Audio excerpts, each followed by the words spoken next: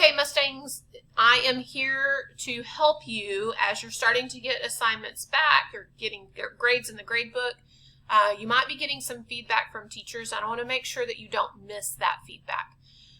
First things first, I want you to remember that all grades for your actual class will be found in Student SelfServe. So if nothing else, that's the #1 place you need to keep an eye on your grade is in Student SelfServe. That's the grade that will go on the progress report and the report card. Your teacher might actually give you an assignment that's not in Canvas, so it won't get graded in Canvas. So always keep an eye on Student SelfServe. If you click on that grade that's in red, it should show you all the tasks for that class. So if you need help with Student SelfServe, make sure you talk with your teachers. But on Canvas, you can still access grades for assignments and quizzes and things on Canvas. And that's also where your teachers can give you some feedback on those assignments and quizzes. So you're going to go to your grades right here on the left-hand side. And you'll notice I'm in a test student mode, so I'm in student view. But you'll notice like it gives you some messages. It might tell you that something's late. It might tell you that something's missing. A check mark means it was a complete or incomplete assignment. So a check mark is good, an X would be bad. Right here, if you click it, it tells you it doesn't count towards the final grade. If you have an assignment, these are all the assignments that are being graded. So if you have one that is missing a score, like this one, you need to make sure to get it turned in.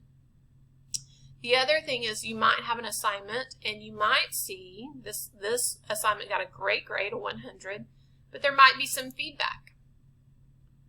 Okay, this is actually feedback that a student gave to me to make sure that they had done it all right. You might have some feedback. This is where it really is going to be important. This student made a 50. And most students are probably not going to be okay with a 50. So I gave them some feedback.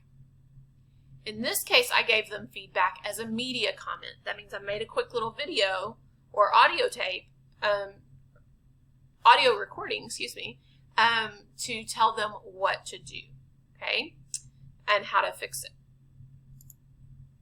In most classes, you should be able to fix things and then resubmit them. The other way you can look at the comments is you can click on the actual assignment, and then you'll see that there's a comment right here. Okay. The last place I want to show you is in a Google Cloud assignment. Google Cloud assignments are nice because your teacher can actually leave comments on the actual document that tells you exactly where to find something. So I'm going to leave student mode in my English class, and I'm actually going to go into Miss Jones's class where she has put me as a student. And if I click on my grades, you'll see, oh, I got to leave student mode. Sorry.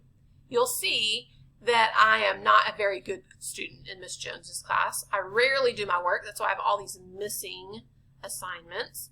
And I did my assignment today, and Miss Jones has already graded it. So I'm going to show you, I'm going to show you the types of comments that she left for me. So today we were supposed to estimate irrational square roots.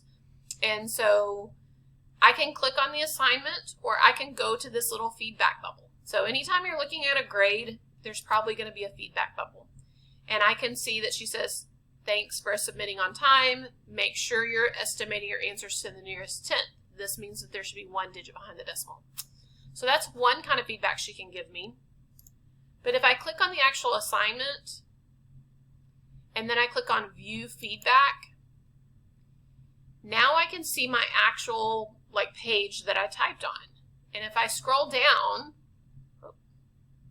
with this outside toolbar, I can scoot over a little bit, and I can see that she has left me some comments right here, like the square root of 29 should equal.